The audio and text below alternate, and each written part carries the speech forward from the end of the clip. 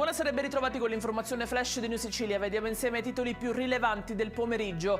In apertura il processo sull'inchiesta Pandora, sospensione confermata dai pubblici uffici fino al prossimo 17 aprile per Luca Sammartino. Lo ha deciso la quinta sezione del Tribunale del Riesame di Catania, che ha rigettato l'istanza dei legali del leader della Lega. La cronaca con il crollo di una parte di soffitta in un'abitazione del quartiere Mazzarrona di Siracusa. Ferito gravemente un uomo che stava pranzando insieme alla moglie. Il 54enne è stato trasferito in elisoccorso al Cannizzaro di Catania. La salma di Sara Campanella, la studentessa uccisa a Messina dal collega universitario Stefano Argentino, è arrivata oggi a casa a Portella di Mare. Lunedì si terranno i funerali. Intanto l'avvocato dell'assassino ha raccontato che in carcere il ragazzo si rifiuta di mangiare, bere e vuole morire.